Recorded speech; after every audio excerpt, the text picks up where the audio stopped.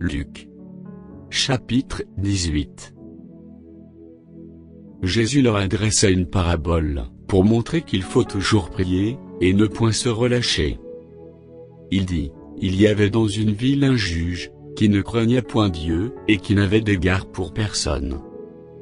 Il y avait aussi dans cette ville une veuve qui venait lui dire, fais-moi justice de ma partie adverse. Pendant longtemps il refusa. Mais ensuite il dit en lui-même, quoique je ne craigne point Dieu, et que je n'ai d'égard pour personne, néanmoins, parce que cette veuve m'importune, je lui ferai justice, afin qu'elle ne vienne pas sans cesse me rompre la tête.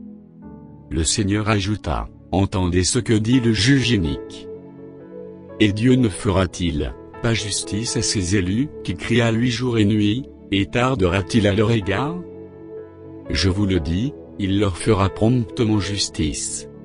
Mais, quand le Fils de l'homme viendra, trouvera-t-il la foi sur la terre?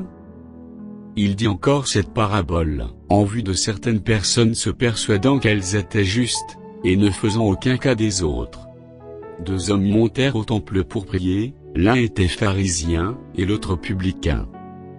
Le pharisien, debout, pria ainsi en lui-même, ô Dieu, je te rends grâce de ce que je ne suis, pas comme le reste des hommes, qui sont ravisseurs, injustes, adultères, ou même comme ce publicain. Je jeûne 2 fois la semaine, je donne la dîme de tous mes revenus. Le publicain, se tenant à distance, n'osait même pas lever les yeux au ciel, mais il se frappait la poitrine, en disant, ô Dieu, sois apaisé envers moi, qui suis un pécheur. Je vous le dis, celui-ci descendit dans sa maison justifié, plutôt que l'autre. Car quiconque s'élève sera abaissé, et celui qui s'abaisse sera élevé. On lui amena aussi les petits enfants, afin qu'il les touchât. Mais les disciples, voyant cela, reprenaient ceux qui les amenaient. Et Jésus les appela, et dit, laissez venir à moi les petits enfants, et ne les en empêchez pas, car le royaume de Dieu est pour ceux qui leur ressemblent. Je vous le dis en vérité, quiconque ne recevra pas le royaume de Dieu, comme un petit enfant n'y entrera point.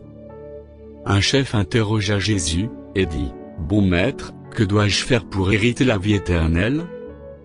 Jésus lui répondit, pourquoi m'appelles-tu bon? Il n'y a de bon que Dieu seul. Tu connais les commandements, tu ne commettras point d'adultère, tu ne tueras point, tu ne déroberas point, tu ne diras point de faux témoignages, honore ton père et ta mère. J'ai, dit-il, observé toutes ces choses dès ma jeunesse. Jésus, ayant entendu cela, lui dit, il te manque encore une chose, vends tout ce que tu as, distribue-le aux pauvres, et tu auras un trésor dans les cieux. Puis, viens, et suis-moi.